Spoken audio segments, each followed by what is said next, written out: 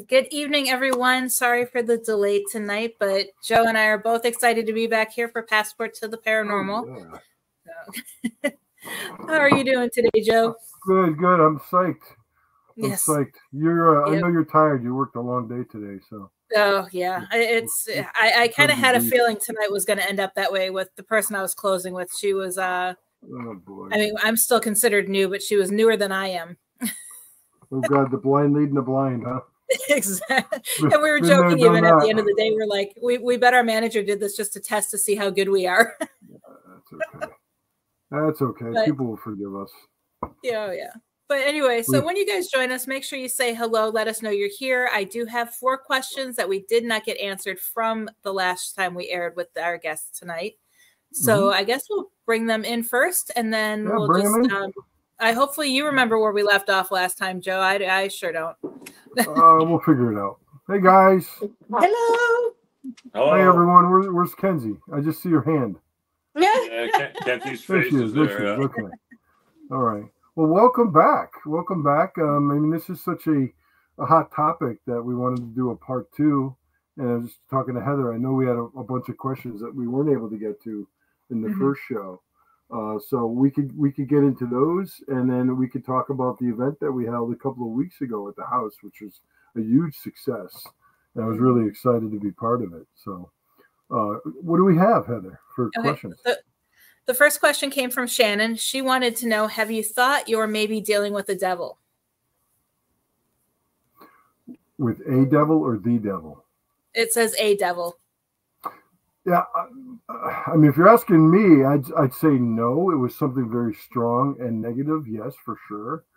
But I don't think it was that strong.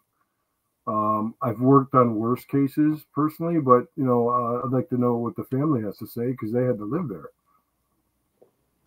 I would say no. I don't think it was the devil as per se, like a television devil, but I would think that it was extremely intelligent from what we learned, that it was definitely a trickster, but it was also something that could morphodite, where it could study our actions. If you remember, Joe, halfway through the investigation, it would just go calm and peaceful. And then we'd be like, where did it go? And throughout the years, you learn that whatever it was, it just, when it got to the point where it didn't want to play anymore or deal with us, it would just go somewhere, and we couldn't figure that out. Yeah, I got the sense many times that it may have been there all the time, but it wouldn't always manifest. Matter of fact, it would take an awful lot for it to manifest, because normally these things don't want to be discovered. They kind of hide in the shadows until they're provoked. And once they're pushed to a certain point, then they'll start to manifest in certain ways as maybe a dark shadow or the growling sounds that we heard on many occasions. The sage incident where you found sage spread out all over your bed, the sage ash. These things are what we call vexations. But your house was more of an infestation, which basically is a series of vexations that are more frequent, and they're designed to spook you. They're designed to scare you, and they obviously succeeded at that. But when we're talking about devils, demons, I believe from my training, there's a hierarchy, and I believe whatever we experienced back in the day was a very low level. However, the lowest form still can kick our asses, but I didn't think it was anything too strong because, Bishop McKenna came in and was pretty successful at expelling it. But I know you guys had a lot of incidents with other things that I believe since that time. But yeah, I wouldn't say that it was the devil. If you're saying devil singular, I believe there's only one. But there are, lower demons like there are angels. There's a hierarchy of angels and a hierarchy of demons. Yeah, I see your finger. We're getting really weird static. We never had that ever in the history of an iPhone. Now it just stopped. Isn't that weird? When you were talking, there was static, like an old radio type of static. And that's why we were playing with it, because it was like interfering with your voice. And as soon as you stopped talking, Joe, it cleared up. Well, I guess I'll stop talking.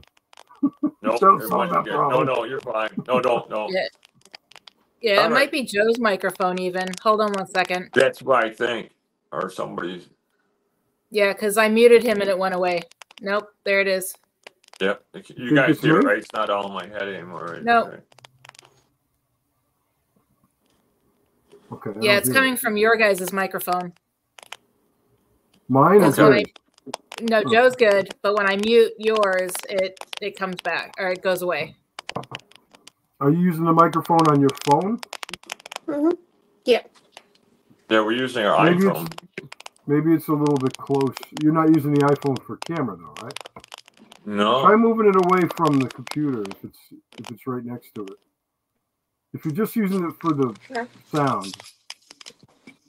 You can still see us on there, so be careful. No, that's okay. I'm gonna close out of this, okay? Do what you gotta do to make it work, buddy. All right. I think that's better. Heather, do you hear it? Nope. I hear it again. Okay, back. That's really strange, because we never had that on an iPhone before. Yeah. Well, maybe we can work through it if it's not that bad. Yeah, that shouldn't be no big deal. I mean, we can work through it. I mean, we can hear you loud and clear. Mackenzie, you got like slippery fingers today. Everything you touch is like flying. I don't need to. I got butterfingers. All right, so we got to get back on the main screen. We don't need it now. I would like to, because I can't see Joe, anybody. I can't. We had a good. You gotta give me a second now. Yeah, because it had nothing to do. You guys can keep talking while I do this, by the way. All right. So that's the first question, guys. That's a good question. That's a good one. I mean, that's all right. Yeah, if that had been stronger, we would have had a much more difficult time. And we had a tough time, but I just feel I don't think that this was a high level being. No.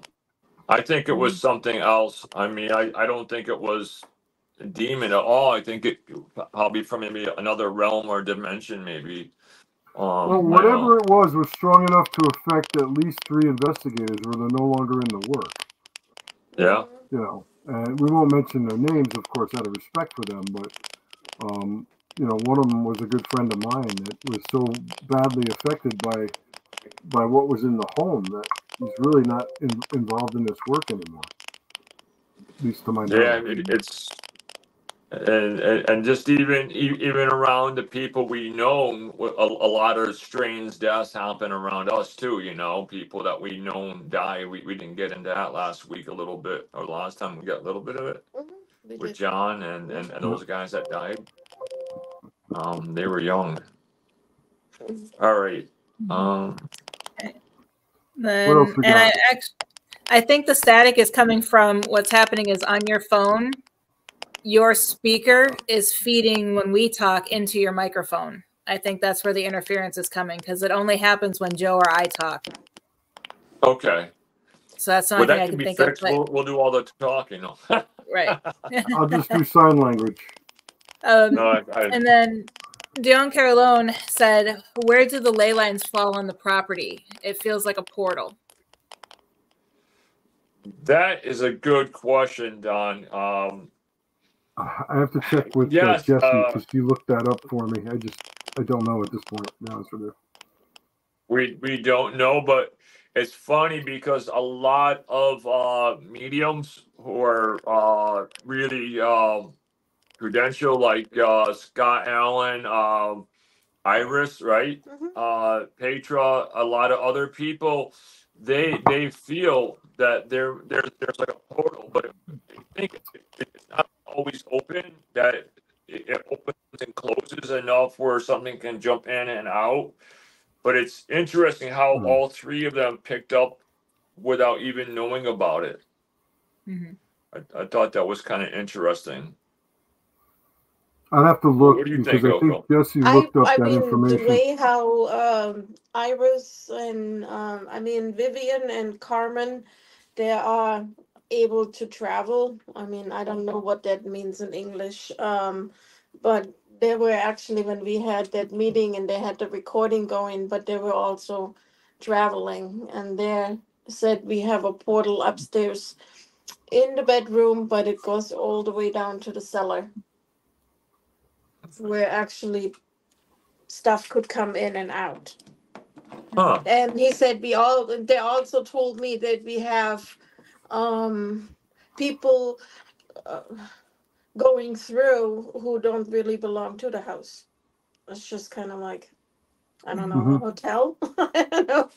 No, she said kind of like it's almost kind of like we have a beacon on the Like a house, lighthouse. and invites everyone. Yeah, she said like They a don't lighthouse. stay, but it's going kind of like we have a lot of Like she referenced like a lighthouse, like a beacon on top. Huh.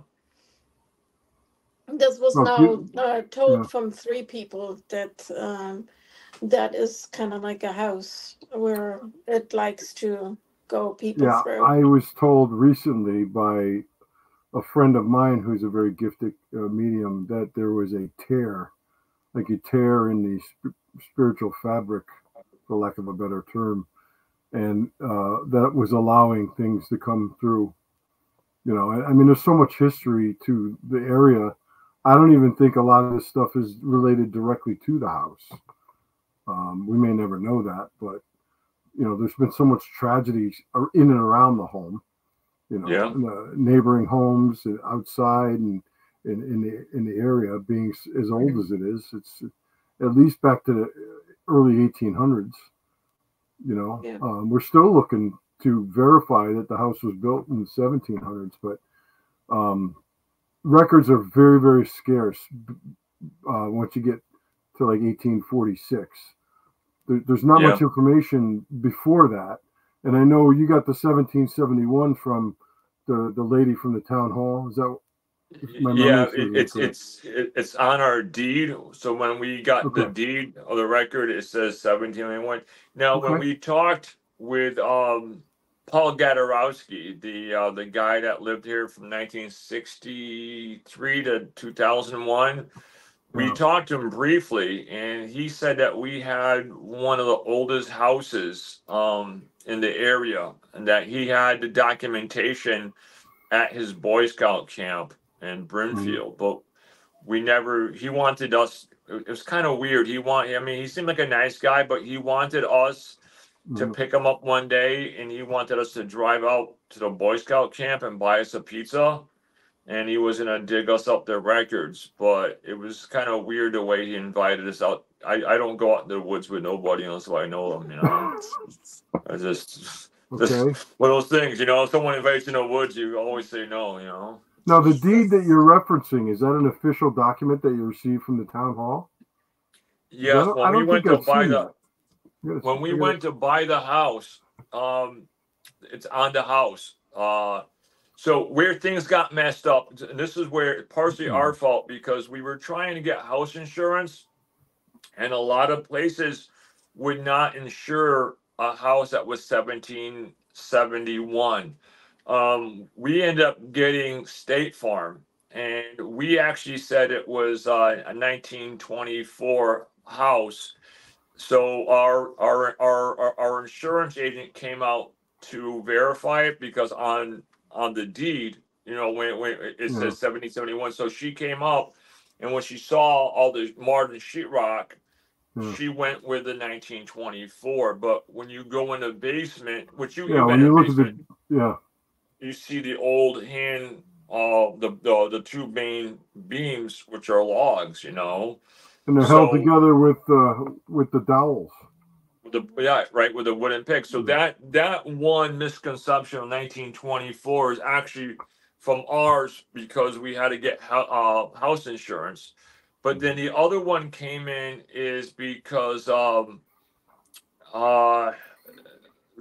Historical Society, Enfield never had any good historical records, and that came from Colleen from the town hall, because she said Enfield has never kept records. So they just started over the last 30 whatever years of asking people for records and documents. And the other main Hinder was the gangster's son. Remember, I don't know if we talked about it. He actually volunteered and was on the board at the town hall. So I believe a lot of evidence disappeared when he worked there. Because he told everybody, all the major networks, even us, when we called up to ask information on it, he basically said there's nothing on the house. And then we got a message in 2020 after he died saying the reason why you couldn't get through anywhere is because of Charles Comparedo Jr. was I don't want to say he was running the historical society, but he was one of the main guys who would have been your main go-to people. Yeah. So that was a big curve record, because if there was any pictures or any documents, he probably made those disappear. So that was another hurdle that we faced. It seemed like we always hit roadblocks when we tried to. Well, sometimes I've been in town halls looking up land records because my dad was a real estate appraiser for many years, and used to take me in the vaults with him when I was a kid. And sometimes you get into, I remember we were looking at books from, I swear they're from the 1600s. They were huge, these huge land maps, and they were like 3 feet by 3 feet. And put them on the table. You had to be very careful with them because they were very old. They're hundreds of years old. And the land today obviously looks nothing like it did then. It was just scarce. It was like farmland. But some towns don't have records that far back. If they did at one point, they might have been lost to fires or floods or something. But I think that might be partially the case in Enfield, that they don't have many records further back than the early 1800s. So, and that's they have actually a lady assigned to it now. When we went last year to the town hall and wanted to get more information, she said we have actually now a specific person working on the whole area, because they really have nothing to prove. They never collected anything. And I contacted this lady 3 or 4 times, but she never, with the state too.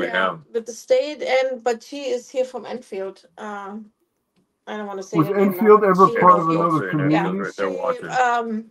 She's supposed to be kind of like, was supposed to be doing all the research on the history in Thompsonville. And I got the phone number and everything, an email from the town hall, because she said she's the person to do and to go to, but she never contacted us back. Plus, two other things before we have the topic, that also is when Colleen was trying to go back farther than 1846.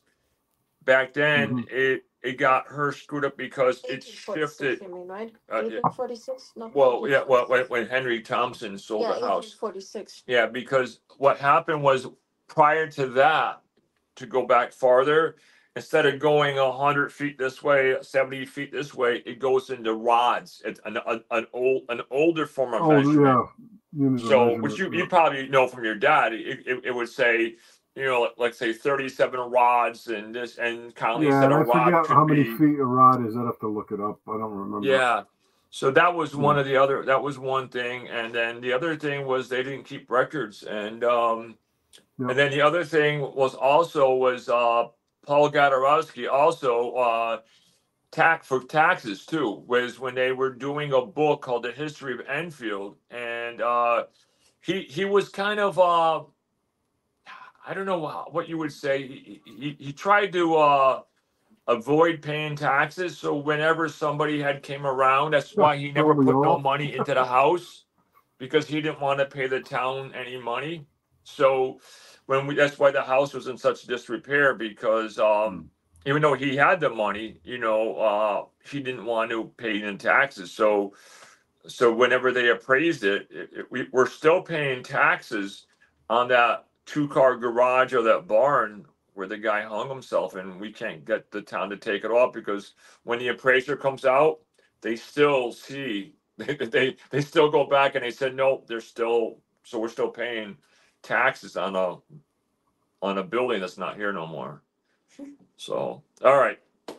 So that's a good question. Yeah. Yep. And then Yeah. Nicole had asked, have any of you ever had vivid dreams or nightmares constantly? Ooh, Kenzie, that's a good one for you. Well, I don't have nightmares, but Courtney does though. Mhm. Courtney has them really bad. She tells me bits and parts of it, and I tell her, I said, nope, you're getting into too detail. I feel bad for her because I mean, she shouldn't go through that, you know. But I try my best. You know, my sleeping schedule is weird too. I mean, I go from my bed for a couple months, and I go back to the couch until I get scared downstairs, and then I go back upstairs, and it's like a routine cycle at this point. Yes, it is. Yeah. So, nightmares. She's Courtney has also nightmares about people who coming in the house where she said, I'm worried that something happened to them. So like living people? Like a psychic she dreams impression of someone? actually about people who coming into the house, and she said, I'm worried about it. I had a really bad dream. I don't know what's gonna happen, but it didn't look good. So so she has that too. Just lately where someone was here, she had a dream about it. But Has it anything also- happened in the last couple of weeks since we had the event? Any uptick in activity, anything like that? We had some Noticeable. weird things. One, I know you're gonna laugh. On the wall when you come in, right, Joe? When you come in on our side, Elka for Okay. years she has this little knickknack of a pink flamingo, right? And it's held up on, you know how like a picture frame, you got like a little triangle thing and a screw goes in Yeah. there. Yeah. It's almost impossible to take it off. I showed Elka. Well, I came over here because when you got 3 girls in the house, sometimes us guys, we got to come over here to use the bathroom. And I got up, and as I was heading down, I could have swore I saw something in the big bedroom, but I'm like, you know what? It was out of my peripheral vision. I couldn't confirm or deny it. But when I went downstairs, I opened the door and I was coming in, and Alco was coming over and was talking about, what's it, Iris or somebody. It came flying off the wall and it hit the ground and smashed. And luckily it didn't break. And Alco's like, how did that do that? And I picked it up, I looked at it, and I put it back on. And I tried to redo it by banging on the wall, shaking the wall, moving it. I couldn't get it to come off the wall. So somehow it had to get picked up off that piece and come off, and it hit down and banged off the radiator. And that happened recently, right? That happened, yeah. You were on the week, phone. wasn't it? You were on a Last call week, with the girls from Germany, Iris. Yeah, Iris, yeah. She was talking because Iris has been talking to Elko almost every day. Her and the other girls. I don't know, the last recordings, she didn't have a chance yet to review it with them because of Mother's Day, and she had birthday in the family. So she said, I couldn't really listen to the second one where we had longer. But the first one, they pick up still on that girl with the long hair and the nightgown. Where she said, and she said on the recording too, that she's here and she's sick. And I always think somehow we have to make sure that this girl leaves, because she said this girl is actually causing sickness in your house. Iris said that. Mm-hmm. Okay, well, it's something to look into. Mm-hmm. We had, before I get into it, do we have any other questions, Heather? Nope, we're good. Because I wanted to talk a little bit about the night that we did the event. And I know you guys probably wrote this stuff down, but we had, 3 or 4 of the attendees had personal experiences in the house. One of them was a good friend of mine that's been an investigator for 30 years. He heard his name mentioned. He heard a male voice say his name, Richard. Now, he's never called Richard. He goes by Rick. But he confirmed that. And here's a seasoned investigator that worked alongside me with Ed and Lorraine Warren many, many years ago. And he was really excited about the fact that he knew he heard a voice mention his name. And then the woman that he was with, a friend of his that came with him, said she heard growling. Yeah. And this is before they heard the growling on the tape. She said she thought it was coming from outside because it sounded like a dog or something growling, but the windows were closed. So that was two that I remember. You guys can talk about the other ones. Actually, there was possibly five.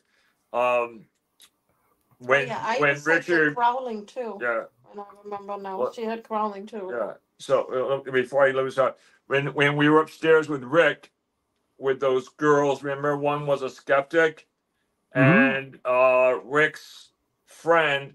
So there was the three girls up there. The other guy who was here. Now I'm so used to things happening, I don't even sometimes pay attention. But all of a sudden, they all felt it. So it wasn't like an isolated thing. They all felt what felt like the room went up and then down. And they felt like something shifted. And they all got up off the beds because we were talking about the thing. So everybody sat around the beds. They all got up and they started coming out. So that's when I started leading them to the small room. And that's when Rick got his name called.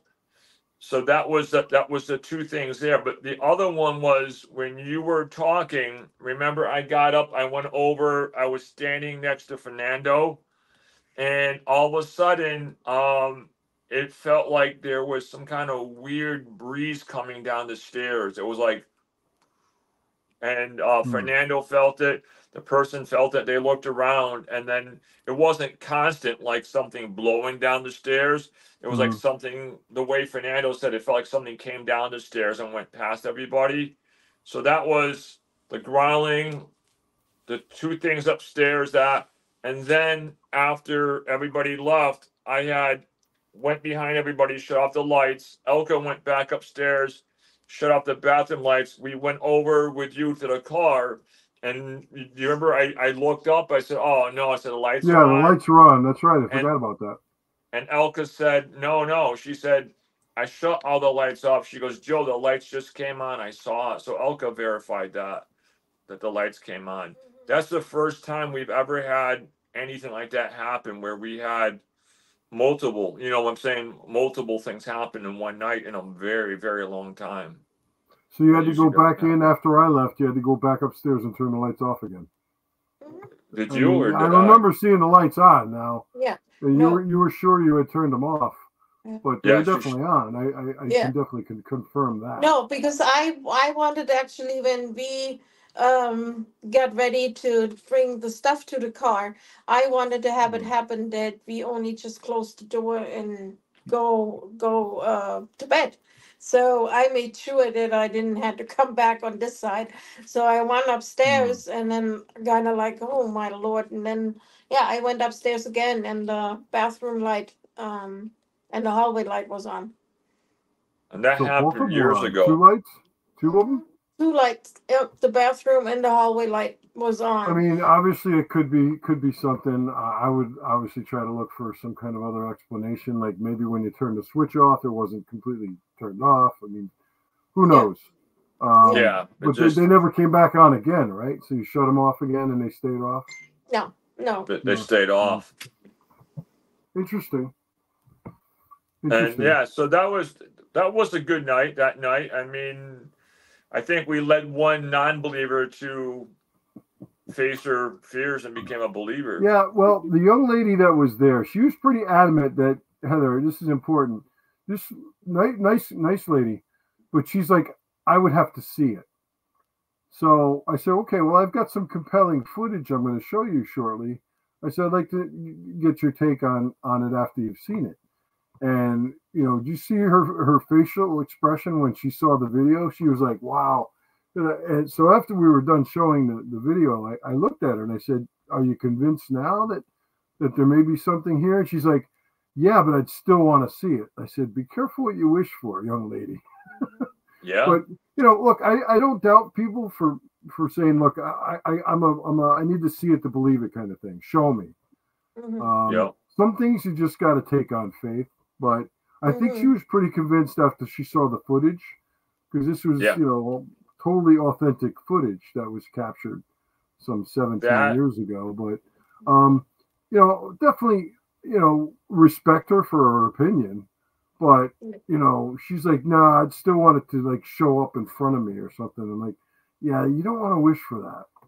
No, I think she got her wish though when she was sitting on that bed and the room. I don't know the way Did she feel it too? Rick described I wasn't upstairs when that happened. Yeah, but we were down did she here. feel We it? were talking. I was not upstairs either. Yeah, she was upstairs because Rick was standing in the doorway and he's like, "Did you feel that?" I'm like, "A bomb could go off. I probably won't feel it." So living here, but Rick said he said the room felt like it went up and then down, but. From what everybody's expression, because everybody was sitting on the bed, they all got up and they decided at that point they were leaving. So she was one of them. So maybe she got her wish. The house is fascinating. And for people that don't know what we're talking about, the Enfield home in Connecticut, where the Yaples live, has a storied history to it of paranormal activity, and I was part of a team that was called in back in 2007, and we worked on the case for 3.5 years and collected some pretty interesting evidence. And so what we decided to do was do a presentation in the living room. And we had, I don't know, how many people we had there total? About 12 of us, I think, 12 or 13 people, including 13, us. Yeah. But we had some folks come in and we showed them. I showed them a presentation. I went over a bunch of stuff. Some of it had nothing to do with the home, but it culminated talking about the case that took up the majority of the time. And we discussed with the folks the history of. You did a great job, Jay and Elka and Mackenzie, talking about the history of the property. And all the tragedies surrounding not only the property but the neighborhood, which may or may not have any direct effect on the home or the activity that you experienced. But we were able to discuss it in depth with people, and they had opportunity to ask a lot of questions. And I wanted to make it known to them. And look, you're sitting in the living room where we got some of this evidence. This is the home where this all happened, all the stuff that we're talking about and we're showing you in the presentation, which I thought was a nice draw to it. And it was very successful. So if anybody's listening and they're interested, we're thinking about doing another event, maybe late in June. So look for that to show up on the social media schedules and stuff in case anybody's interested in attending. You get a chance when you do see it, because it's wealth of knowledge. Oh, we lost them. Nope. They must have connectivity issues.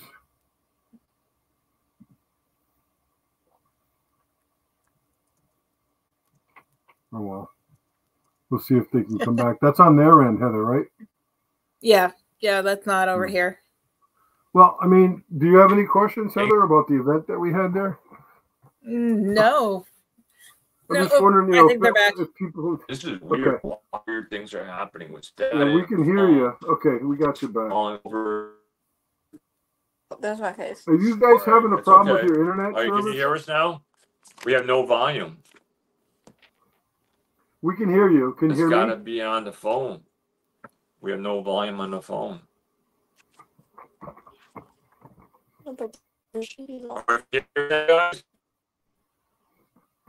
We can hear you, but you're breaking up.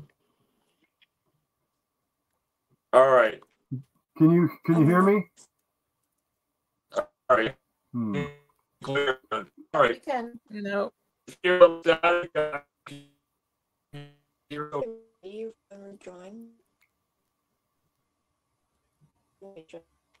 Maybe whatever you guys has to refresh because maybe the internet might be bad. All right, hang on.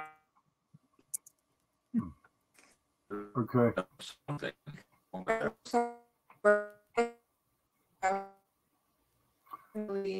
I think they have some connectivity issues. Yeah. I don't want to jump and say it's paranormal because it's probably not. But right. You never know. If they can't figure it out, we could always reschedule because we don't have anyone scheduled for 2 weeks from now. Yeah, I mean, I won't be here next week, but that won't affect us. Right. What's going on with the radio thing? Can you fill everybody in on that? Because I'm waiting for the contract because she sent me the wrong contract. So, okay. But yeah, so I'll soon have more information on that, hopefully. If not, like I said, we're working on a lot of things behind the scenes, and we just got to get a few T's crossed and I's dotted, and we'll have some big announcements, hopefully. Well, I'm looking forward to that. I hope it's a busy summer. I'd like to come down and work with you on some stuff down there. Yep. Not much happening up here, but if you ever get up this way, we could hit a couple of places up here. I mean, New England's filled with all kinds of stuff, but I just hope things pick up behind the scenes a little bit faster so I can not have to work so much and get back to paranormal research. I'm right there with you, sister. Trust me. You know, I've been setting some stuff up on my schedule, but it's all like local. You know, stuff's trickling in here and there, but some of the events I'm going to be attending are not for a few months. Like, well, the Wilson Castle event up in Proctor, Vermont, that both of us are going to be going to, I guess, has been pushed off until May of next year. Right. Yep. I'm not sure what the reasoning was, but they had a scheduling conflict or something. So that's pushed off. So that's going to be a year from now. And right. Yeah, and on my calendar so far, I only have with TMCC again. I'm teaching Ghost Hunting 101, which was really popular last year, and I'm tweaking it. That's going to be October 23rd. And then on October 30th, I'm doing an in-depth class in science and the paranormal. Okay. And what's going on with your book schedule? What do you got coming up? I have Haunted Florida Roadside Attractions is coming out August 5th. And Ghosts and Legends of Florida Pirates is coming out September 5th. And then Haunted Florida Lighthouses is coming out sometime in August as a children's book. Cool. Now, some of these haunted attractions, these roadside attractions, are many of them still open?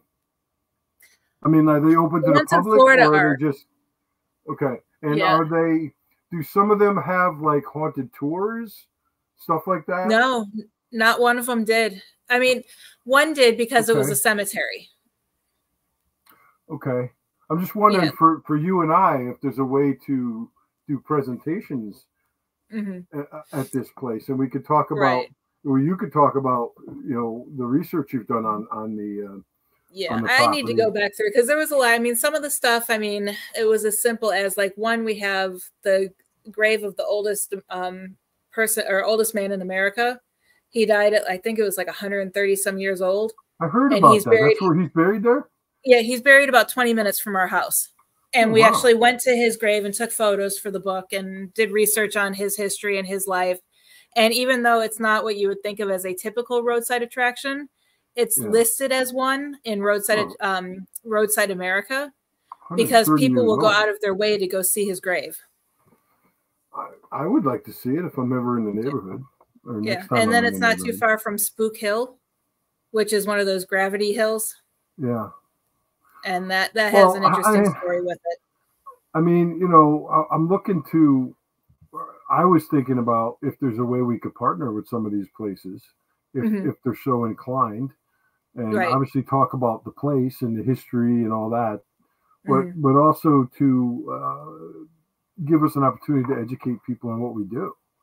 Right. You know, and what a real investigation entails. You know, you know, none of us knew we were back. You know what I'm talking about. All right, we got your back, huh? Yeah, we can hear you now. Can you hear us better? Yeah. Yep. All right. Yeah, Kenzie fixed it. She downloaded some app from China, which directed it to Switzerland back to the United States. So we're good. All right. Well, as long as it's legal. Yeah. I don't know. Leave it to the kids. Questions. The kids know about this technology. Yeah, give me a thumbs up. Yeah.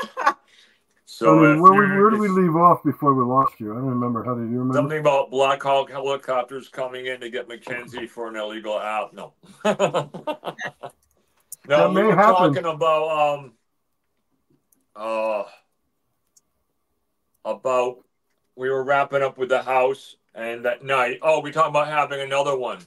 And I was talking about if anybody out there ever gets the chance to come and join one of these sessions, it's a wealth of knowledge. And I think the haunting here is like an oddity. It's something that's not your run of the mill, lady in white. There's something odd with the history. So if anybody gets a chance to come out and hear Joe talk about the things that happened here, the things that he encountered, and to learn the history of the house, and then take a tour and ask questions.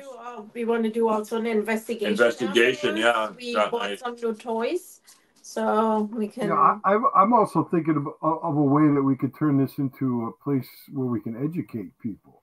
Yeah. I mean, investigations are fun, and people have their gadgets and their cat balls and all that stuff. I get it, but first thing you need to do is understand what the paranormal is and the terminology that's used.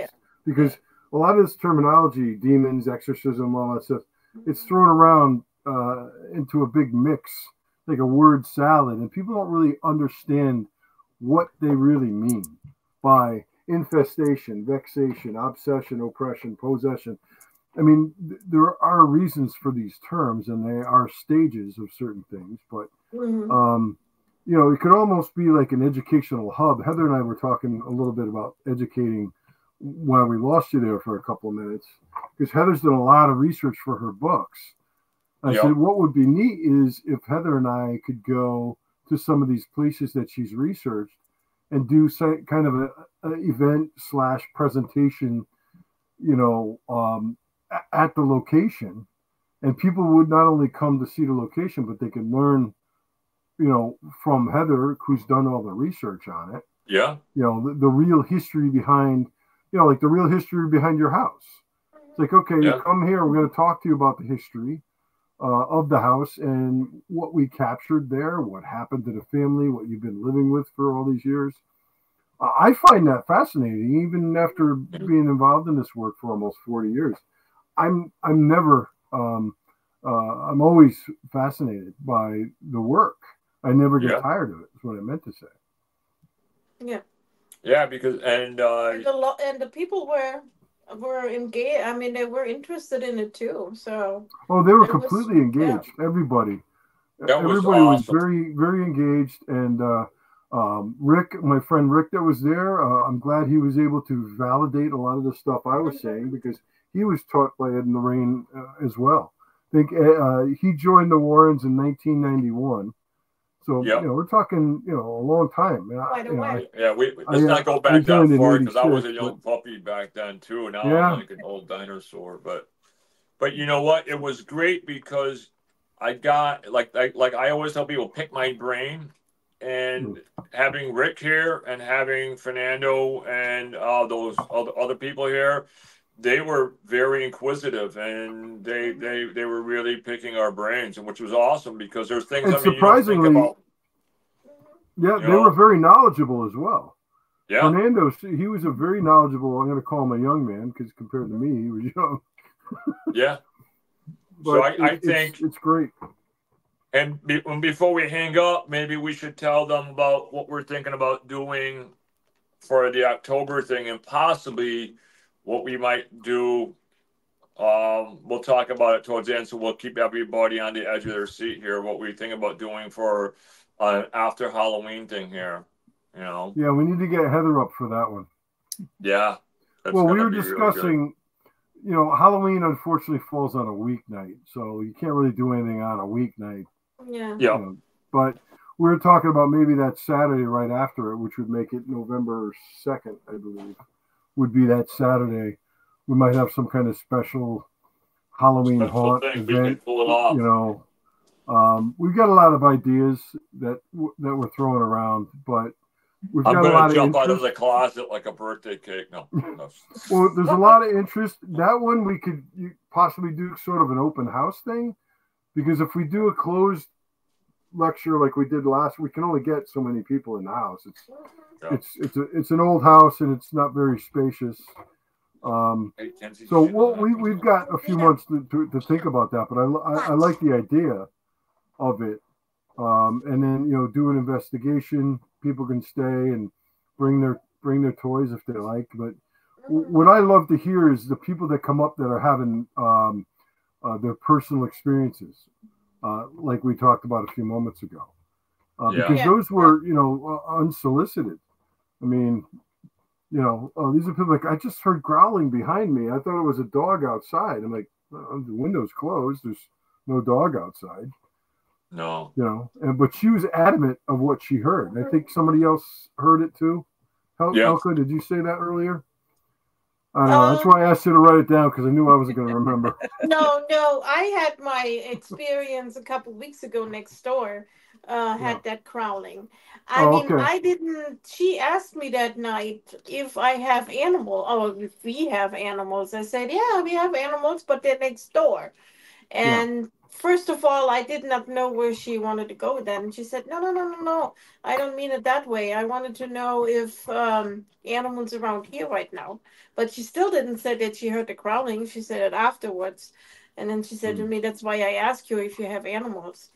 She became a true believer. That girl, when she left out, I don't know what her name was, but that was the one that Rick brought. It was one of his colleagues from work. Her name escapes me as well. I got some timers. Was it not Dana or something? I don't know. But if we can pull off, Heather, if we can pull this off, I got to talk with Joe. We might do, I'll let the cat out of the bag a little bit. If I can get the basement cleaned up a little bit, get some chairs down there. I'll be right back. I just popped this out now, so Joe may knock me out. He just went off camera, but we're thinking about maybe doing like a candlelight thing in the basement and talking and maybe doing some things down there. That's a pretty hot spot. And or maybe we can do it in front of the old crawl space where a lot of people have actually had really strange things happen to them down there. Oh, that'd be cool. Yeah. Yeah, I would. I wish I lived closer. I tell you, I'd be the first one running out of there. That's Elka. When Elka was teaching for Porter and Chester, I was having some work done on the boilers, so she was talking to the HVAC director, and he came up, and he was an ex-Marine, and he came up with the other guy, Fred, and they were working on the boilers, and he didn't know about the house. And so Fred came up to help me run the thermostat wires. He knew, but he didn't believe. So when me and Fred went back downstairs, now Fred was a bigger guy, and when we went downstairs, what was his name? Frank, right? Frank looked at me. He goes, "You will never, ever leave me alone in this godforsaken basement." He goes, "I swear." He goes, "Something's in that crawl space." He goes, I kept turning around, and he goes, "I could have swore something was in that crawl space staring at me." And sure enough, whenever we had to leave to go do something, Frank ran with us. He would never be alone ever again in that basement by himself. And so, yeah, it's crazy. But, yeah, that's what we were talking about today. Maybe we can clean up the basement a little bit and maybe do something spooky down there for like a Halloween event party type of thing. I think would be pretty cool. So, but, and actually, Jennifer wants to know if all the entities are out of the house. Good question. Well, Jennifer, not the human ones, not like the human spirits. We believe. I'm saying that we believe that the one that Joe encountered. Now, when he was here, they said there was many of them, and they said there was many. So I believe Joe got rid of one. Bishop McKenna got rid of one, but there was one that came with a high price. That, I'll be honest, almost killed Jay Dodd. I mean, these guys were seasoned guys, and this entity went after Jay Dodd and actually showed him what he could do. So, but we have made physical contact. Well, Elka actually been touched by Charles Comparedo in the basement. He actually put his hand on her shoulder a couple years ago, and he asked where Rosa was.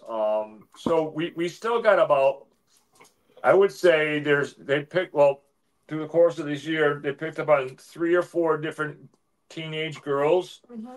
A little boy, an older man, and now the second time Elizabeth. Edmund came out, but we don't know who Edmund is.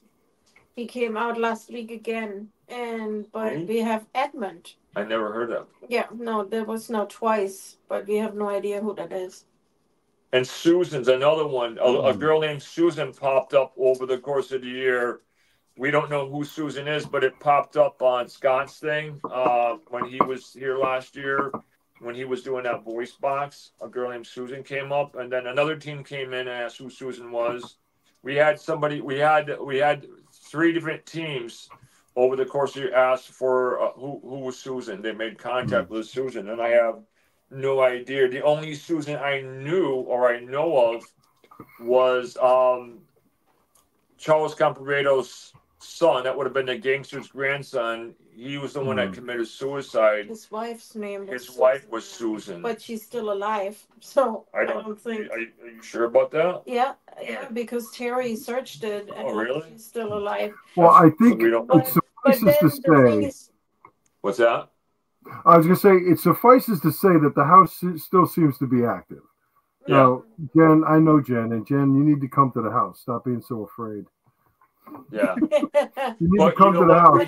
It's really something you need to experience. We don't know how many renters here were living either. So we don't. You also don't know if whatever these spirits that people may be encountering in the home might be attached to someone that's there. You know, if you've got a bunch of visitors, you never know. But I think that I'm still convinced that there's the house is active now. Whether it's active with what we dealt with years ago, I'm going to go out on a limb and say no. But you never know. I mean, whatever was dispelled many years ago could have returned, for all I know. I haven't personally investigated the home in many years. I've been there. I haven't actually done an investigation and set up equipment and cameras and all that stuff. And I personally haven't heard anybody call my name. Not that it probably want anything to do with me anyway. But I have been told that someone said, I think it was Scott, said that he felt very strongly that there was something lying in wait. Yeah, Scott Allen. Yeah. I didn't know. He didn't really know what that meant. Like lying in wait for who? For me? For him?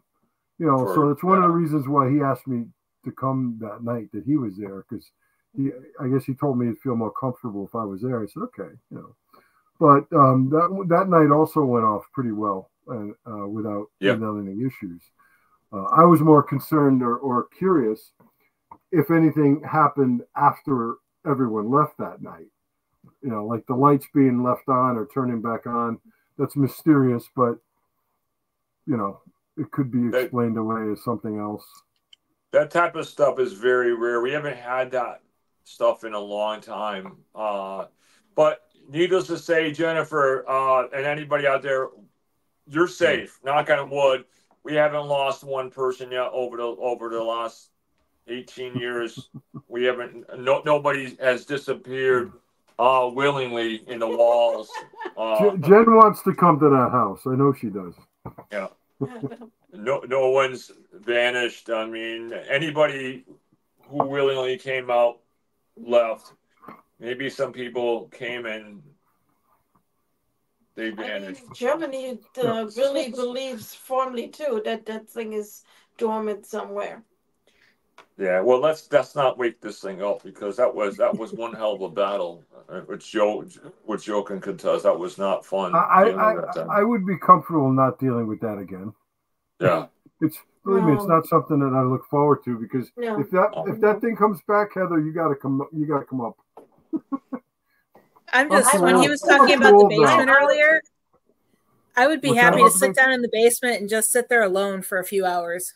You know, it's funny you mention that, because, you know, John Zappis, you know, I just spent the day with him a week or so ago. He told me, he's like, I had experiences in the basement himself where he heard his being called, you know, and he was in a little, I I don't know, tunnel. What do you call that? A little cubby hole section of the basement where you have to crawl in. He's a brave man. I won't fit in. But John was in there, and he kept hearing his name being called, and he's like, "What? What?" And I guess when he came out, he's like, "Guys, I couldn't really hear you because I was in this crawl space," and they're like, "We weren't calling you," but he said he was absolutely sure someone was calling his name. Well, yeah, that happened to him upstairs too in the crawl space. From what the producers were talking about when he was upstairs too, crawling around in those crawl space. So he got messed with quite a few times, John. Are you okay, Joe? Yeah, my TV just popped on. That happens. Oh, wow. I'm not saying it's a ghost, but for some reason my TV just popped on. I had to step away a minute because there was a cat fight going on outside. Oh. So the cat doesn't is go along there with any the other cat. question, guys, for us? I mean, no, they're quiet today. That's strange. So do we want to continue on? Do you guys have any questions, Heather, for us? I mean, you guys want to talk about more about what we left off on, about with experiences, or what you guys were talking about? I don't even know where we left off, to be honest. I know. Well, I mean, I was trying to work my way backwards. So we had the event, and then there was the event before that with Scott and Matt. And I was just wondering, was there anything, and even Mackenzie, jump in here, because I know you and your sister have had some experiences. I don't know if you want to talk about them, but you've had some sightings, correct? Some sightings of some black, Hat Man type figures? I have. I've seen a couple black shadows moving across. And usually, I mean, you see them, like, go by fast normally. But I remember this one just taking its time. And I'm like, I think it wanted me to notice it was there. Because I was working on my finals that night. And I just saw it walking. And it was just slowly. And I thought maybe, there was a reflection or something. And this thing was clear as day.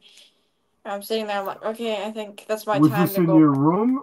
Where was this exactly? This was actually when I was sitting in the living room on the recliner in the dining room.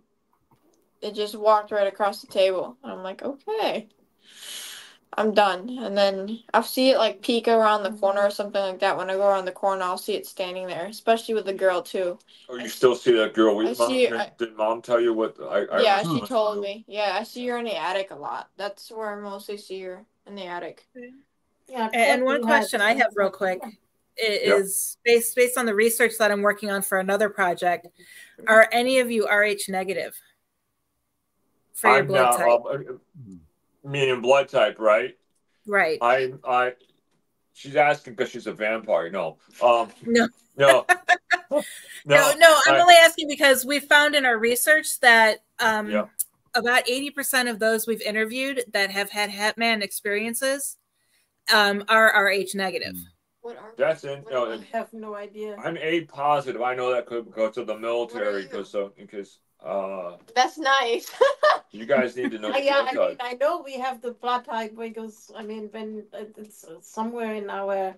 So now while they're talking, but I don't. This is interesting, but because you know what, you think, Heather, with this RH blood type, you think this is something that the government's involved with? That's making the Hat Man. It's how they have like the Men in Black. Is that because RH is that like a rare type of thing, or is there something around that? No, we're in our theory so far. We've come up with that it's more or less that the Hat Man is there to either watch over people who are RH negative. Also, he's attracted to those that have that blood type, and that there is some connection between the appearances and the actual blood type. Whether the more research we do, I don't know if you guys have ever seen the movie Knowing with I'm drawing a blank. Nicolas Cage, where all the kids started talking about, and then they all disappeared with these entities at the end. The research we're doing is leaning heavily towards that type of event. That's these kids that are seeing it, and then it's also in conjunction with all missing 411 cases are happening at the same locations that the Hat Man has been spotted. This would be a whole other show, because you know what, I'm not like I'm a little bit into conspiracy theories, but there was a topic that they many years ago they found where Christ was crucified, and they found living blood, and they said that this blood is alive. So some people, like my older cousin, she won't give up her DNA because she said there's a reason why that the government is pushing, and then one of the conspiracy theories is that they're trying to find anybody with this type of blood lineage to date back to Christ, and to see if anyone has any Christ lineage. And I don't know, it's really crazy, but could you imagine that? If you typed in ancestry and they came back and you had this type of DNA or whatever, then next thing you hear a knock on the door and somebody throws a bag over your head and you end up in a white van, all because you did a DNA test. But that's interesting. Yeah. So I mean, and that's just whenever someone talks about seeing the Hat Man, I always ask that because that's part of our research is trying to identify, and because we're actually, the researcher I'm working with, she wants answers as to what and who he is, where I'm actually, my side of it is to analyze the data and try to track him down. Oh wow. And that's what we're trying to actually get more information on him. Yeah, I had that conversation last week with my German friends, and they said to me, because I was telling them that the kids always see that, and they said, you don't have to be afraid of him. And they're like, what? And she said, no, because it is not that he eats the souls. They believe, if you watch the picture, and they believe that he's actually there to. What's going on? She's restless. She never gets restless. Actually, to help people crossing over. So he picks the people up, and she said, and actually, you want to have that in your house because you have such an active house, and they all four believe that he's the type of person who gets the lost souls. Not that he eats them, but he believes, they believe that he helps them to cross over. Right. And from our research, that's a very rare occurrence, even though we've had some people say that they feel like he's just there watching. But a good 95% of those that we've talked to, that they've been physically attacked. Yeah. And by him. So he's very just on. I mean, we have over 1,000 surveys that we've done. And our surveys have like 250 questions. So it's not just your, have you seen him? Yes or no. It goes in depth into everything that you would need. And out of all those surveys, a good 95% have been physically attacked, physically harmed, feel threatened, and only a small surveys are for the people that have seen him, right? Yeah.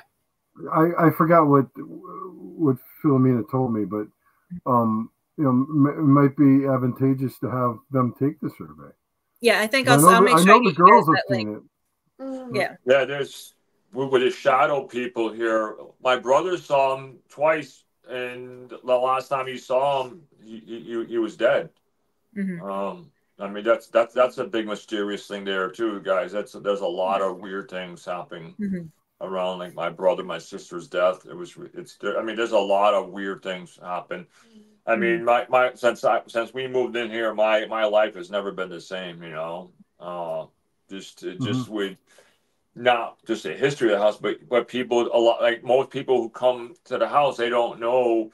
Like when I don't talk about my personal experiences, but Joe, usually when we do everything, it's usually history. But the weird things, how my brother and my sister died. I think we might have touched on it a little bit last time. We talked about it, and other things, and just really weird things. So, but yeah, I think. Well, I mean, one question I used to get a lot about you guys is, why didn't they ever move? I said, well, they couldn't afford to. They sunk everything into this house. I mean, it's not as simple as in the movies where you just pack up and leave, but that's why we were looking for answers and looking for a way to solve this issue. And it's not always but the entity could have also followed them. That's true. Yeah. Once it was attached. We were told that too. We were told that if we had moved before we fought this thing, that we would lose our ground, that this thing could go attack us, then come back here, and then we would have no way to fight it, and that thing would actually have a upper hand on us, because we wouldn't be able to come back if we sold the house. But the main thing is that every time we tried to move, something horrific would happen to us. Yeah. You know, like we were talking last week or last time, my brother died, my sister died, car accidents, misfortune. You know, Elka never wanted the house. Elka never wanted to move in. Yeah, no, we should never. The house listen. picked you. That's what John said. John's office, when he found out there was 4 or 5 sets of twins, John almost fell off his chair and said, "You didn't pick this house." He goes, "The house chose you." He goes, "I've got twins also, so maybe I was chosen to help you." Who knows? Yeah, you got twins. Yeah, twins there. That's what Iris said last week, because I told her that the story about that we have so many sets of twins here, and I said, and Joe Franke has twins too, and she said, "I'm pretty sure the house chose you all." Mm-hmm. That's weird that keeps popping up, but the land, I really think whatever happened, I mean, because we're so close to the Connecticut River, and with the Native Americans, and then the witches, we have the Windsor witch trial, which is like 15 minutes away, and then we have that correlation with Salem witches and coming. So I mean, it would be great to jump onto a time machine, you know, and go back. There's a lot of theories. I don't know if we'll ever have the answer, but yeah, I know there's a lot of theories, and some of them are pretty rooted in you know, some interesting information. You know, they're not just wild theories, but unfortunately, when you have a property that could be essentially 1771, you're talking what, 253 years ago. Yeah, and there's not a lot of records that go back that far. No. But you know, we're always looking. I had one of our researchers, Jesse, look into the property, and she got stonewalled at 1846. She couldn't find really anything beyond that. And I know that you had some history of people that owned the house prior to 1846, but for some reason she was puzzled. She couldn't find any information on it. And the Historical Society was no help. Yeah, no, but the key thing, and now this is what's even more, like I said, people don't realize how deep this is, because the interesting things that when you look into the people's family, there's something there. This part of town we were getting into last time is called Thompsonville, and it was based off of Orrin Thompson. He started up these large carpet mills, and when I mean carpet mills, they're not like one big thing. It looked like a whole military complex at one time, and he started them up in 1828. Now, Joe, you have another big piece of evidence that if we can ever get the tapes going, is when Gary was channeling, and Gary was taught when Gary switched over, and he said that, meaning us, we're in his house, and that we wanted to take his money and gold, that he was a traitor. Now this is the kind of where science starts meeting reality. Is Gary was talking about there was a trader that lived here, but not like a Benedict Arnold trader, but somebody who traded in dry goods or some kind of merchandise. Fur trader or something like that. While we were looking into the Thompson family, Orrin's father or grandfather, they're both named Matthew. One of them was a Revolutionary War veteran, but guess what he did for a living? He was a trader. He traded goods. And that and nobody could have known that. And Gary picked up on that. And we have, that's part of the ancestry on, not ancestry, but that thing that we research, ancestry. Whatever, yeah. And so we know the weird part is everything starts coming from the Thompsons family. And now again, like I said, nothing's normal in this house. Now, Henry Graham, he had a sister, and I think it was December 8th. I mean, there's so much. I would love to sit down with somebody, because I have really bad writing skills. My hands are messed up. But if we could get this in writing. Now, what we found out was the house was already an old house. So when Henry Graham, he sold it in 1846, because his father was already in 1846, where the Sisters of Felican down on Route 5. It's a huge, humongous complex for the Catholics, like the nuns and the priests, and they have buildings now. But that was his father's estate. Now this thing goes on maybe about a half mile. That's how big the estate was, and there's many buildings on there. So that was Orrin Thompson's thing. So here's the weird thing: as Henry Thompson, he was a very smart man. He invented some machinery, some business called a stocklet, some kind of machining. Well, as he was coming up, it's almost like, I don't want to say like something, I always refer like something like weird, like Salem's Lot.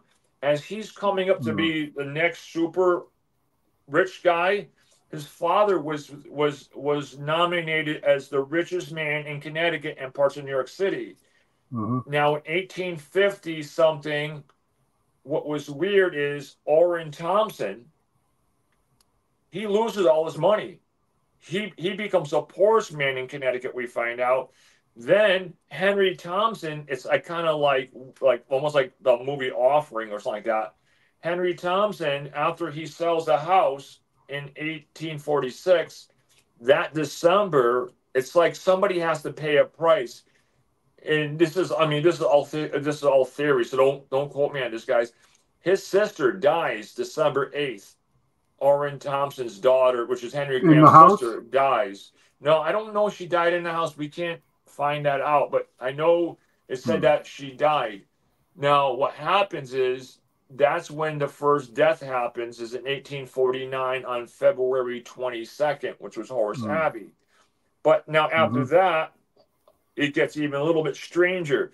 After Henry Graham moves, after he sells the house, he ends up moving down because he loves New York City, and he lives down in North Haven, and he invents this very famous machining. But he doesn't become a Protestant. Now, that's normal back then, Protestant, Catholic. He joins this religion called, if you can look it up, Google it, called Swedish Born, named after a guy from Sweden. He developed his own religion called Swedish Born. I started looking it up, and so when he was a big practitioner in that. Now, when Henry Graham died, he wanted to be buried in Enfield at his family's plot. Now, when you go to the Elm Street Cemetery, the way you find them is it goes on top of like a hill, and there's a big flagpole, right, with the American flag. Well, right underneath there's these, above ground is all the famous Thompson's crypts above ground. And you'll see Orrin Thompson, Henry Graham, Matthew Thompson, even their wives' names they have their own crypts on top. So it's fascinating family. But Which Thompson lived in the house? What's that? Which Thompson lived in the house, though? The only one that we know, we don't know if he lived here or he rented it out, but we know he sold it, was Henry Graham. Now, Henry Graham, his father, we found out from Roger, who was the building inspector years ago, they had built, and when you look at that gingerbread house down the street, they call it gingerbread. I've seen it. It's a Greek revival type of thing, Heather. Well, what happened was, when they were doing the historical thing in New York City, this very world-famous architect, it's written in his book, he said, I finished a house in Thompsonville, Connecticut for Orrin Thompson's son, Henry. It was a Greek revival. He finished it, everything. He designed it, everything. Well, over the years, of course, Enfield, now probably the mayor, everybody's watching this tonight, they're going to kick me in the ass, but that's okay. It won't be the first time. They have a way of screwing things up, right? So what happens is, they decide they take the house by eminent domain or for taxes, right? So they want to start up a housing for how do you say this without sounding like awful? Mentally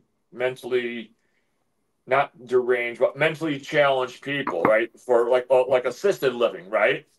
Well, they started tearing it down to make it modernized. Well, the town, the state historical society came in and said, "Whoa, stop! You have to redo everything because this is a historical house.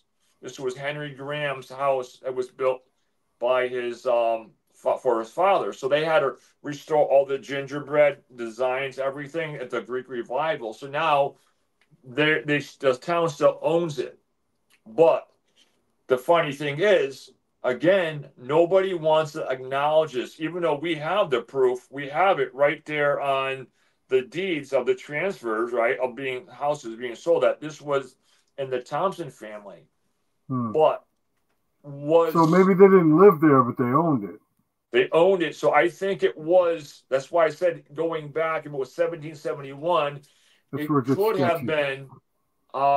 His grandfather, Matthew, who was a trader. And I think when he died, that probably was Henry Graham's or Orange Thompson's father's. So this could have been like somebody, maybe when I'm thinking it was in their family. So now that they're both rich, he has an estate down there. Henry Graham's moving down to North Haven. What are they going to do with an old farmhouse, right? So that's when it changes hands. That's the biggest piece we got to prove. And the way we're going to do that is not the historical society, because they got one foot on a banana peel and the other in a twilight zone right now, because they don't have anything to go on. It's all the information, I believe, is lying in the town hall and all the records.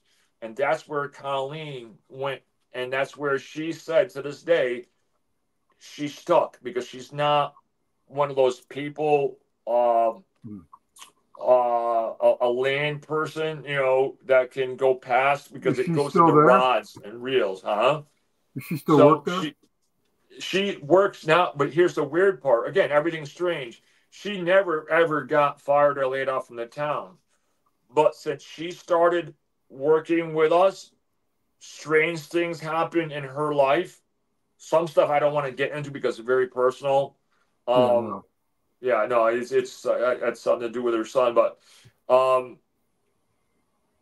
let's put it this way: her daughter. I'll tell you just one thing. Her daughter, one time, so when I would call her up, she would get home. Her daughter, I heard her yell, "Mommy, don't talk to that man no more. Every time you talk to him, something happens."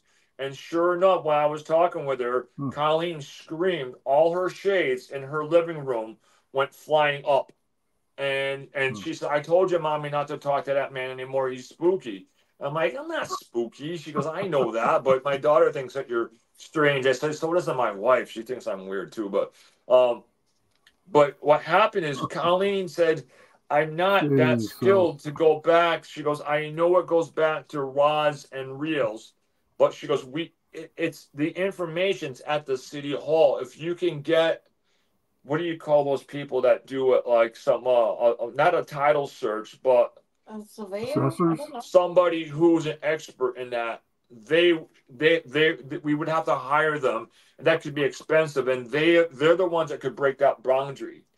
And then that is going to open up a whole new can of worms, because now if we can break that barrier and prove that if this was Matthew Thompson's estate, well, it could suck for us, because we might have to, if they make this as a historical house, we're going to have to go back out of our pocket maybe and get the clapboard, everything, and repaint and everything. When you're dealing with a historical house, it's nice to have the 1771 plaque, but it's also very dangerous because you got to restore it back to that time period with the paint and everything. I mean, have you found anything? I know when we were in the basement, you found those Wait, Kenzie.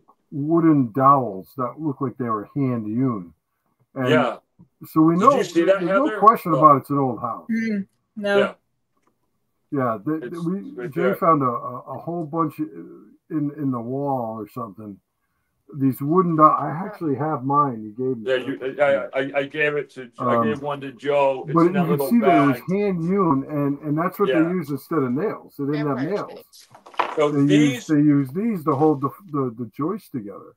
Yeah. So we know that this goes way back. Guys, imagine this, Heather. And some of them actually have even markings on them where how far they got, where they can go in deep. So these were the actual vampire sticks. Vampire. You can fight Buffy the Vampire, but these were the actual ones. So somebody had hand carved these things out of wood, and we found them. And some of them we actually had taken out of some beams when we were doing things, and we saved them. But these were all done by. I gave one to Joe. These were all done. So when these go back in time, these aren't no modern things, especially when you look at the beams.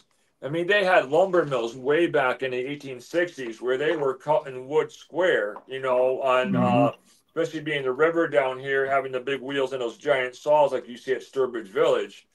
When you look at the logs downstairs, you can see where there was actually bark on some of them years ago, and you can still see like a piece of the knot, where a branch would have been. So they had logs. So we know that if we can go back and we can find out this was Matthew Thompson's house, then we're going to go back to 1771, which is scary because there was nothing here.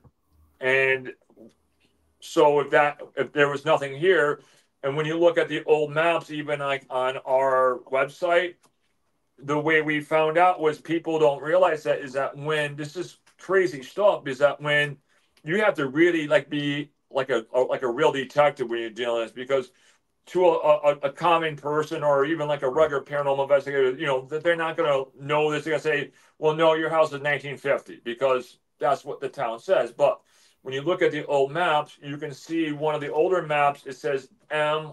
Arnott and points. Well, that's Marion Arnott. Well, people don't know who Marion Arnott was. Well, Marion Arnott's father was William Lydell, and he owned a house in 1850s. Now, Marion's husband, remember I told you how mysteriously he died, that we think that she killed him? Well, her maiden name was Lydell. Her maiden name was Arnott. No. Yeah, her maiden name was Lydell. Her married name was Arnott. So she's the only one that died of natural causes in 1900. So when she died of bronchial pneumonia. But in the house. Yeah. And we had her death certificate. Colleen did a fantastic job. But so when she died, on the old maps it says M. Arnott. Now, to a lay person, they'd be like, well, what does that mean? It's someone who lived there. But for us, as we're looking for historical, we know that on the map, when they drew that hand map, at the time, Marion Arnott had lived here. So we know it had to precede 1865 because her father died and mother died in 1865, 3 months apart. So we know that one goes back. Now, if we can go back farther and we can pick up other names, this is where we can also run into another problem. If it comes into another name that we're not familiar with, it could predate even that. The gap, it seems, from what I've learned, is between 1771 and 1846. There's like a window in there. And from what I understand, the Historical Society doesn't really have any information on it, or they don't want to get involved. Yeah. But as I mentioned to you, the only way you're going to find out if there is still records would be the town hall. The town hall. You got a good resource with your friend Colleen being there, but you could go into the vault. There's usually a vault with all the land records and go. I've been in that vault with Colleen years ago. Go into the books. Just ask the person there. How far do these books go back? These land records. Like what year? And they might say we only have to 18 something. But I'm intrigued that you said your deed says 1771. So I'm looking to find a way to validate that. That's I mean, obviously the basement is very tiny. I mean, how many times did I hit my head down there? Yeah. You know, because houses, you know, weren't made for people my size. Well, you know, up in the hallway, I'm standing in the hallway facing Kenzie's room, and my elbows are literally touching each side of the wall. You know, it's very very tiny, very quaint, but very small. What could also be, which I'm never gonna, I don't have the nerve to do it, but in the 1950s, they poured a concrete basement floor. Prior to that, it was all dirt. And when you look at those, at the two ends where the fireplaces were, if you go on the side, Joe, I don't know if you ever saw them, but on the sides, there's beehive ovens like this for baking bread on each side. So this must have been a very functional house at the time to have two of everything. So they must have, I don't want to use the word, I'll use the word servants, you know what I'm saying? Back then, they must have had slaves here. So this must have been a bigger property because they had a cook for people back then, because these people were very wealthy. So they didn't do their own cooking. As far as that was built initially as a single family home, right? Because the home now, for the people that don't know, is a duplex. It's a duplex. And one of the main reasons why we know is one of the guys that bought it, that we got to do more work. But when me and Mackenzie were researching some of their wills, we found some of their wills on there, and they talked about massive construction going on, like painting and things. But how we know is if this was built as a two-family, it would have been structurally different. But that middle window, when you look at the middle window like this, Heather, like middle window here, they ripped everything out, and when they put the wall, if you look outside, that middle window is still there. And I have it boarded up, but when we first bought it, the wall is right there. And I used to be able to go on my side, reach through the wall to this side. I used to scare the kids when they were playing here. I would go down and I go raw with my hand. Of course, I'm paying for it now, psychotherapy. But that's how they did it. They left the window there, and all they did is they split it in half. So they must have tore up old staircases, and that's what we were talking about with Richard that day upstairs, is that if they had a middle window there, why they did all that construction, why they left that window there, because the house is facing, which also is another indication that it's really old, is because back then there was no electricity.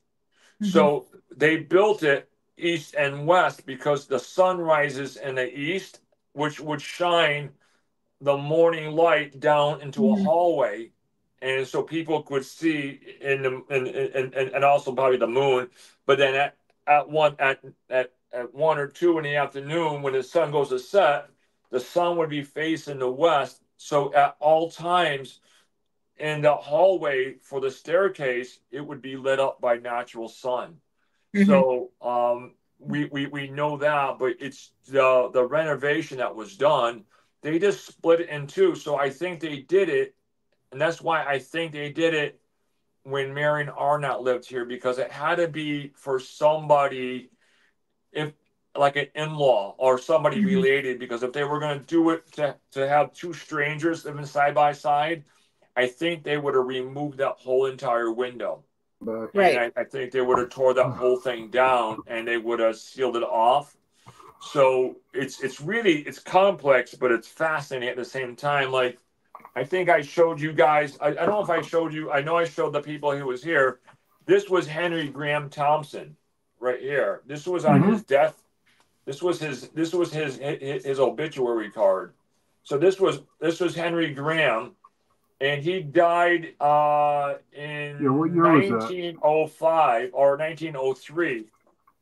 And he was born in 1818. So this was Henry Graham. His father was Orrin Thompson, the founder of Enfield. And we know he had sold the house. Now, in that box of records there, I have papers that Colleen made up and they're big papers. They're like this big. They're folded in half of the actual deed and the transfer, but I can't read it because it goes into it's written by feather pen, so that's also pretty old when you're doing feather pen. So there's a lot You're talking of about a quill? A quill? No, on the quill deed of transfer to the deeds. That was written, and Colleen actual photocopied it, and she goes, I can't even read it. She goes, it's written so precise. That's interesting. Yeah, it's a lot of, I mean, just not, even if you ruled out the paranormal and if you were looking into the history of this house, it's, and you had to try to find out the original owner. I'm getting a leg cramp here. Oh God.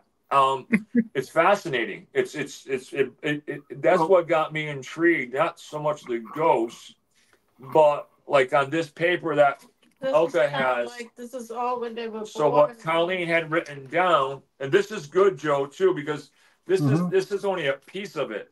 But what she did is when she wrote down everybody that lived here, right? On the original paper, it shows the day they died, everything, but also gives you the book number to research it at the town hall. It gives you the volume, the page number, and everywhere where if you go down to do the deed search, right? That's what they call it, like the history of the deeds. Right. So from the first name on your list, the oldest name on your list, there should be a previous volume for the previous owner. So you go as far back as you can until they run out of books, I guess. That's Elka has that right now. She's looking at the death records. We don't have all the death records because some people, when they moved out, they didn't die in Enfield. So she had access to everybody that died in Enfield. But she doesn't have the people outside because I know she's researching and called the town hall. But back then, it was really expensive just to get a copy of this. Like this is Robert Lydell. To get a copy in 2007, it was $25 per copy. So imagine if you had to go out. I mean, she was pulling out copies of everybody. So this would have been quite expensive. Now they're probably like $50 a copy. Now, William Lydell, this is interesting because let me see here. I want to show you guys something here. Oh, yeah, this is interesting. He dies 1919. Now, this was a guy, he died at the Hartford Hospital, but William Lydell was the Civil War veteran who was a cavalry soldier, we believe. This was Marion Arnott's brother. And he used to live here and on, oh, my God, what do you call that thing when you look it up? Like oh my God, Elka, help me out with the occupation. It listed him as a house painter, but he was disabled. So he must have got shot or get hit by a cannonball.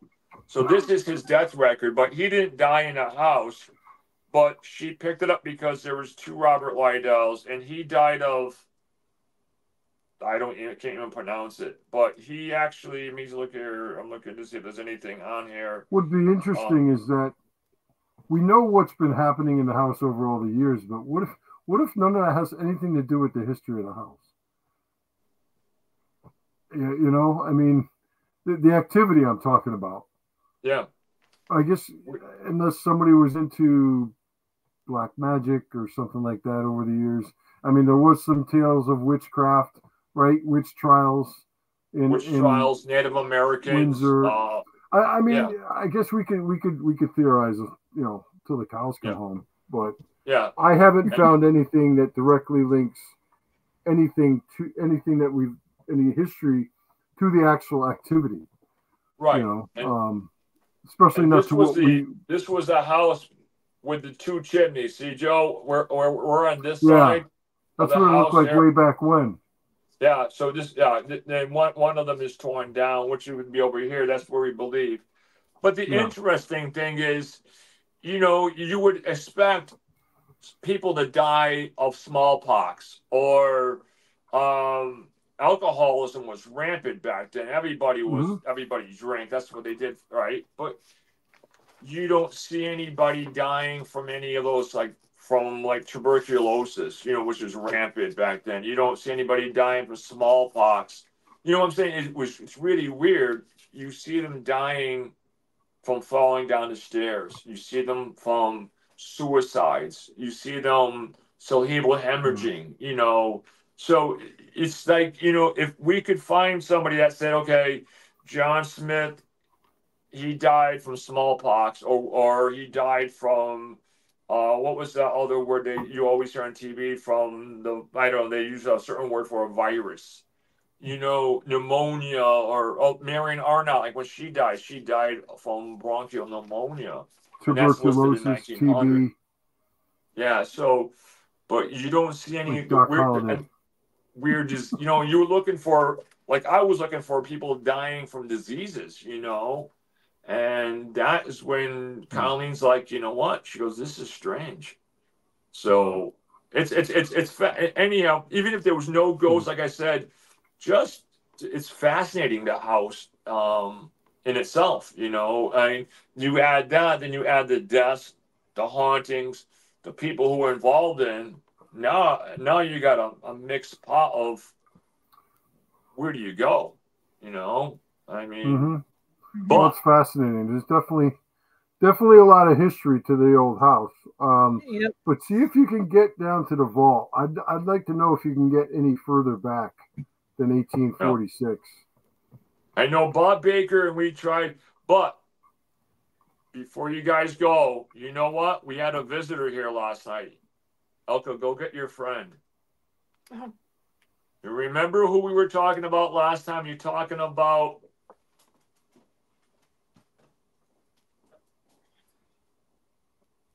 Hold on. This is going to blow your mind. Kenzie, don't do that. I want you to sit here for a minute, please. I can't anymore. Sit. Dude. Look what she finds. I can't do this anymore. My girl, where'd you find that? Now, this is not just a girl. This is handmade. People next door. Yeah, you can She has a tell. bald spot. Now, when you said that, of course, I'm not being a sicko. I don't have a doll fetish, lifting up their clothes.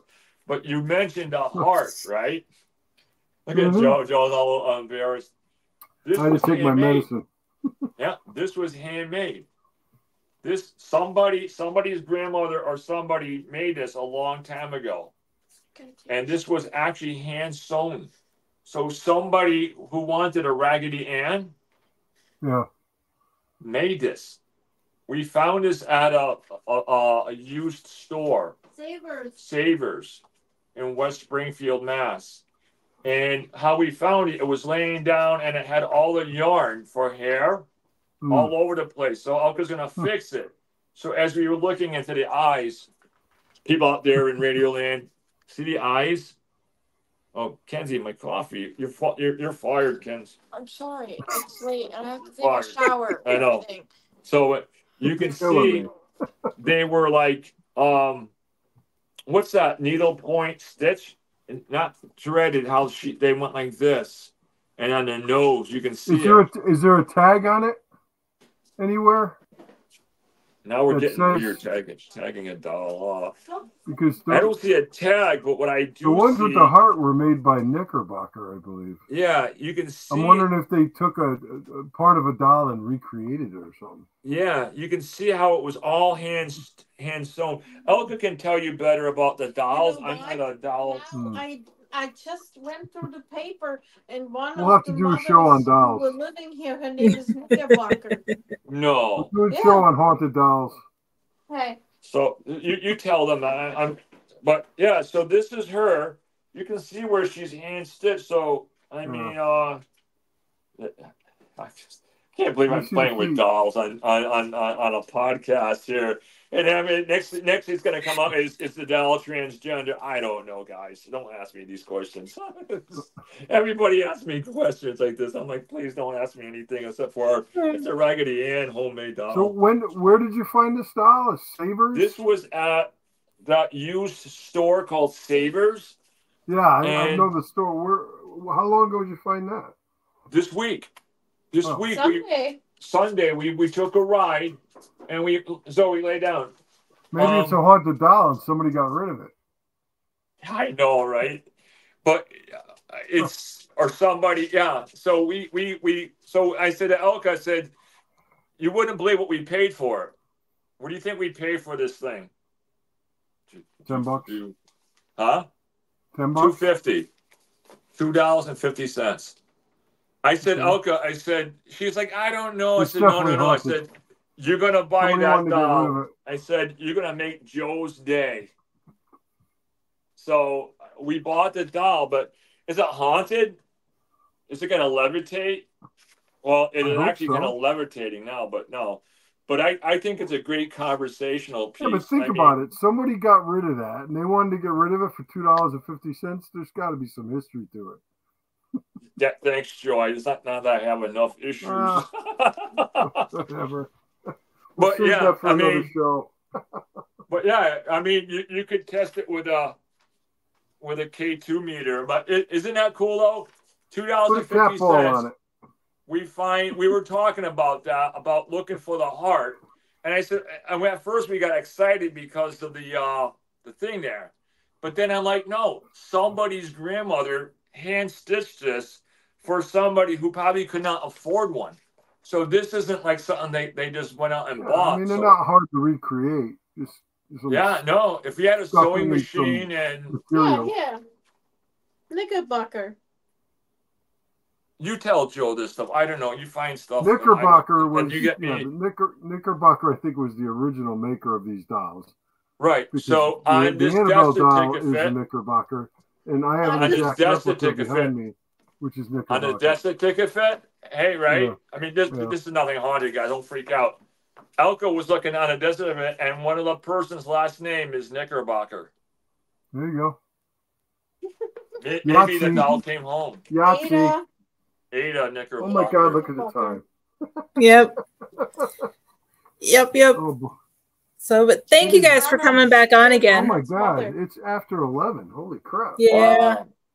Wow. Well, put that doll in the rocking chair and let me know if she moves. That's I want that doll. I love that doll. When I saw that, I said, "Oh my God!" I said, "Not only we were just talking. It was so weird. We just talked about it, Heather, and about Joe. Joe's a really good expert on it. He goes, "You got to find the heart with this and that." And I thought we had an original one, but then I looked at it. I said, "No." I said, "Somebody's Oma made it for them." Mm-hmm. So I don't want to find. I don't. You know how I feel about haunted dolls. I don't know. I think. I don't think things. So there was James Arnold's mother was Ada Knickerbocker. Mm-hmm. Wow. That would be something. Imagine that we did the genealogy and find out that was Ada is related to the Knickerbocker Raggedy Ann. I'd be like, you know what? I'm done at this point. I'm like, it can't get any stranger than this, but. Yeah. Well, I hate to cut the show short, but I got to get up in the morning and go to work. Guys. But yeah, we there's still so much, guys. We never got into like a lot of stories, but really, it's just I think it's just it's a fascinating house. It just really gets more and more bizarre the more you dig into it, you know. Yep. Well, it's a never-ending story. Yeah. It's but we are going to have some more events there. If anybody is interested in learning the history of the house and the history of the activity that's happened through the years and what we dealt with, come on down. Okay. And you guys won't be disappointed because everything is true. We've done which you guys know, tremendous amount of research. I mean, like this is one folder alone, guys, is all death certificates. So we try to, we just don't want to tell you guys stories. Like we said last time, we try to, if we hear a story, we try to go out of our way to find some type of evidence. You want to back it up with facts. Back it up with facts. Yep. And you know my background a little bit, Joe, what I've done. And I have to, I got to find out. So if I get on somebody's radar, I'll pick them apart like an ant, you know. And I'll keep everybody updated on future shows about the house, and as we have more events there, I'll let you know about the experiences people have or any evidence that we capture. And It's Halloween, a fascinating house. It really is. If we can pull off a Halloween party and something like that, and we have it in the basement, like I was talking with Heather, with candlelights and in the dark in the basement, you know, or where the crawl space is. Heather can come up and bring her spirit board. I was going to say that's the perfect place to get Joe to do a spirit board first. You know what? You guys can do that. I'll be outside the house. I'm the biggest chicken ever. When you know. Oh, I'll be crawling in that crawl space like John did. Yeah. I'll let Heather close out the show, but thank you so much for coming on again. Yeah. It was very fascinating. Thank you for having us. Thank you for having us and so our dysfunctional family. Okay, have a good night. All right, guys. Still awake over Talk there? to you soon. Okay, bye. Bye, guys. Bye. Everyone, make sure you tune in 2 weeks to Passport to the Paranormal. You can catch us live on Passport to the Paranormal on Facebook, Parapost Network, and Paralinks TV #1. And you can always catch the replay on Heather Leigh PhD on YouTube. So again, thank you, everyone. You all have a great night, and we will see you in 2 weeks. Bye. Bye, guys. Save that doll for me.